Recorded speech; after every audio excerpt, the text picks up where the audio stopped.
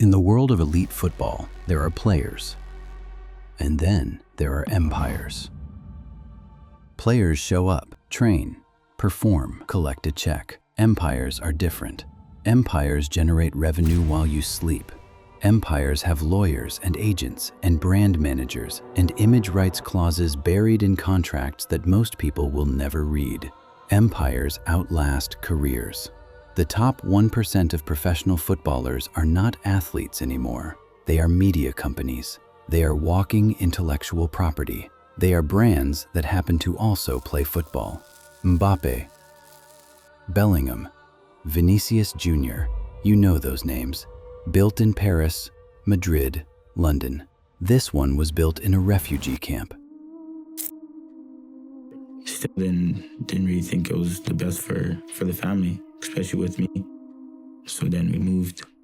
I'm glad that they made the journey to bring us all the way out here in Canada.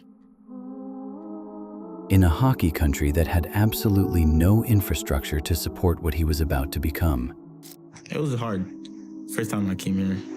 By the time he was 23, had quietly built one of the most powerful versions of that empire in world football.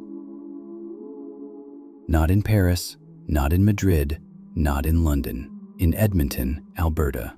This is not just a football story. This is a business story, a comeback story, a story about what happens when the rarest kind of talent meets the biggest stage in sport at exactly the right moment, and nearly loses it all before the curtain even goes up.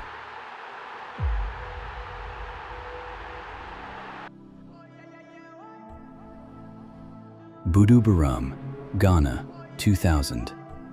A refugee camp on the outskirts of Accra, home to tens of thousands of Liberians who fled the Second Civil War that tore their country apart in the late 1990s.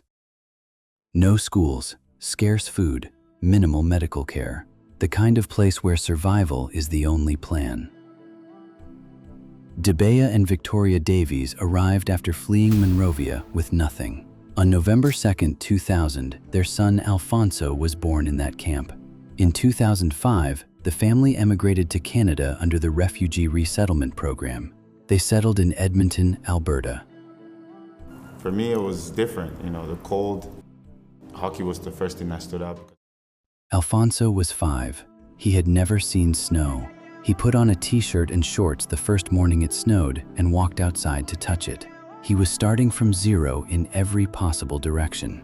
And somewhere in Edmonton, on concrete pitches and public parks and school fields, he found a football. Everything that follows starts there. By 15, he was a professional.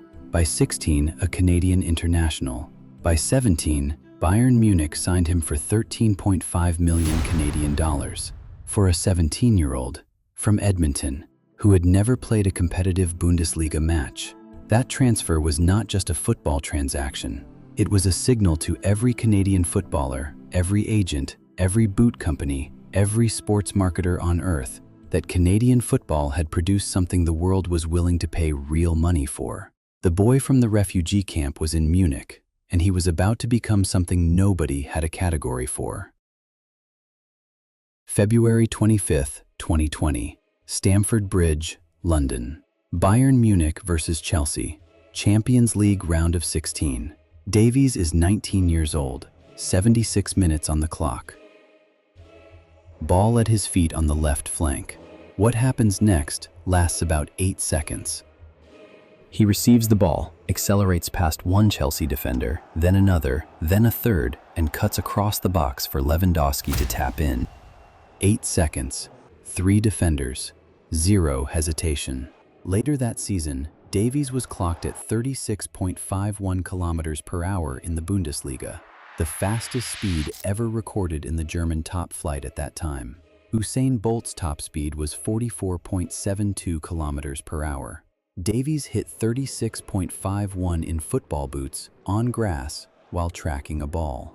The clip went everywhere, tens of millions of views within 48 hours. Because that 8-second run was not just a football highlight, it was a commercial event.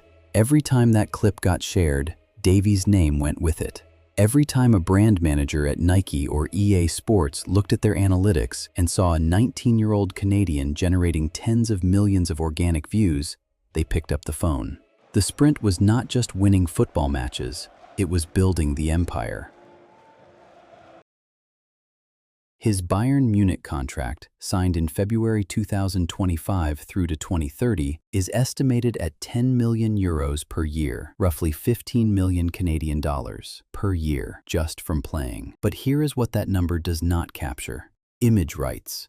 Every time Bayern sells a shirt with his number, every time his face appears in a Champions League broadcast, every time a brand uses his image in an ad, there is a contract ensuring a cut flows back to him. That is not a salary, that is a royalty. This is the architecture that separates athletes from empires. Players collect a salary, empires generate royalties. Nike, EA Sports FC, Bell Canada. Analysts estimate 3 to 5 million Canadian dollars annually in commercial deals on top of the football money. Before the 2026 World Cup, before the comeback.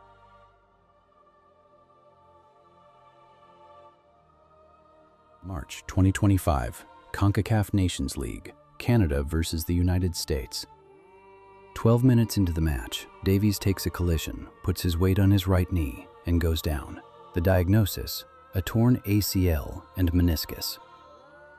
Alphonso Davies. Alphonso Davies. Alphonso Davies, the captain of the Canadian men's national team, is now out with an ACL injury, will require surgery.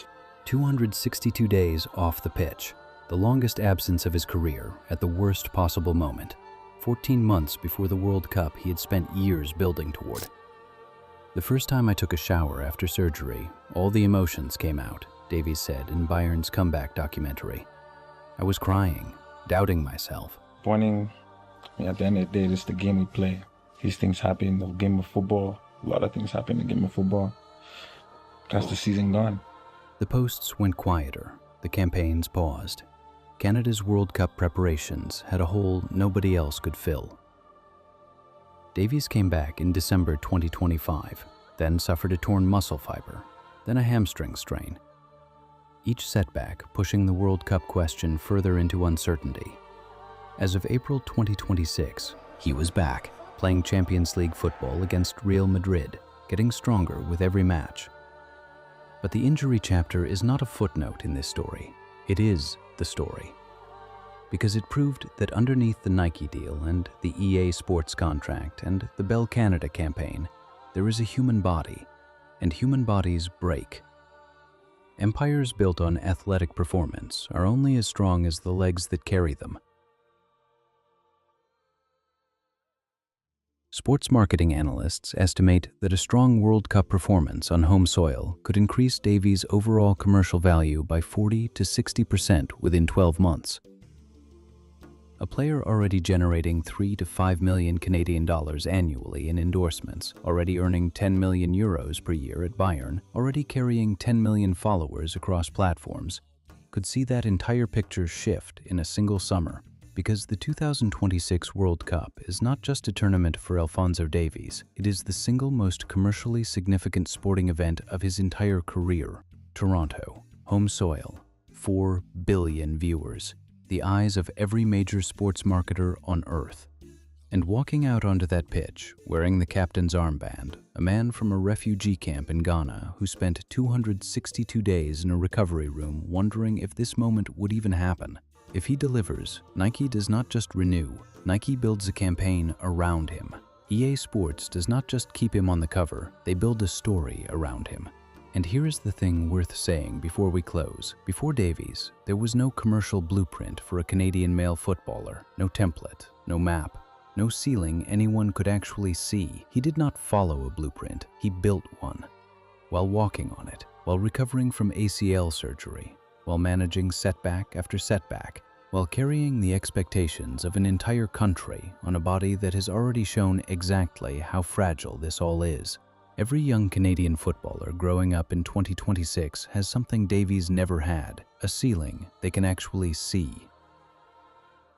So here is where we land. a kid from a refugee camp in Ghana, raised in Edmonton, sold to Bayern Munich at 17, the owner of a commercial empire that Canadian sport had genuinely never seen before, who spent 262 days on the sidelines, crying in a shower, wondering if the biggest moment of his career was going to happen without him. He made it back. The 2026 World Cup is the biggest swing Alphonso Davies will ever take, and he is swinging it in front of his own country. Is Davies a once-in-a-generation exception, or the first of many? And when the cameras leave and the scaffolding comes down, what does the empire look like then? Drop your prediction in the comments.